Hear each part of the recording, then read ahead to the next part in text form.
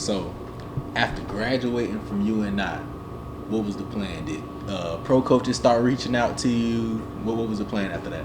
So my story on that is once I graduated, I got an agent, cover 3 rep, a guy named Ryan Earls out of Gainesville, a graduate from Florida, just a new agent. He didn't know anything about the game, anything. He was just looking for clients, and I don't know how he heard about me, but he reached out to me, and I signed to cover 3 rep. So with that being said, what happened was, he was pushing. He didn't know a lot of people. As an agent, he didn't know how it all worked out. He didn't know the process. He was still learning himself. So it was kind of a transition for both of us. So as far as his connect, he didn't have any. So getting those pro contacts and those interviews set up, he had no idea about it.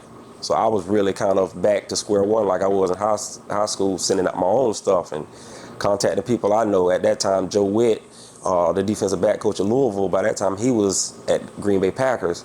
So I was doing things like reaching out to him and some other coaches that I knew that had got to the league, just trying to help out my agent. So that was a tough transition, being with an agent that didn't know many people, didn't know how it all went.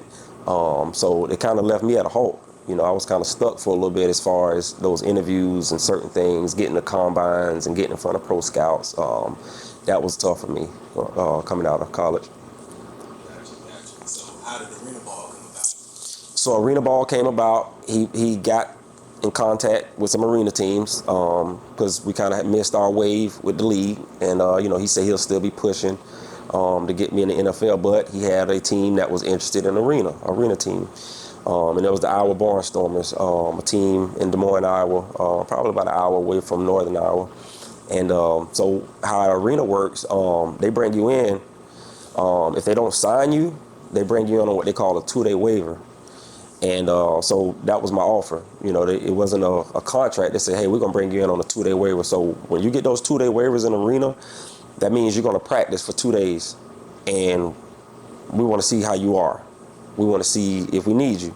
What the story was with me, they brought me in on a 2-day waiver. The cornerback that was playing in the position before I came in on a 2-day waiver was playing horrible. And so they told me straight up, they said, hey, if he don't pick it up this next game, we're looking to fill that spot. We're going to make a cut on him. So they brought me in 2-day waiver. I practiced. Those 2 days went by. I'm like, okay, I ain't get signed. So I'm thinking it's time for me to go. But they say, hey, we're going to keep practicing you. So I kept practicing past the 2 days. They made me sign again. I signed another 2-day waiver. And so that went on for about 2 weeks. I'm just up there just practicing, 2-day waivers, practicing. So, one day I was walking in the mall, just walking around, and they gave me a call and said, hey, we're going to go ahead and do it. We're going to sign you. Come on down. So I drove, left, went up in there, and they signed me right then and there. So, Okay, so like I said, we like to pocket watch it, creative moments, man. What was that contract looking like, man? So in arena, those contracts are different.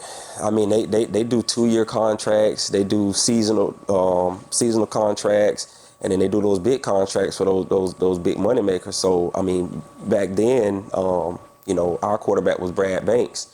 He was a legendary guy in Iowa, so he was getting paid $100,000. He got paid $100,000 a season. So once I heard that, I thought, hey, I'm about to get something. And no, that wasn't the case, So, for us, those seasonal players, like somebody like me that just signed mid-season, I was getting paid $600 a week. You're getting paid $600 a week. You get a stack of food vouchers. They're gonna feed you. So every Monday you get food vouchers. You get paid every Thursday.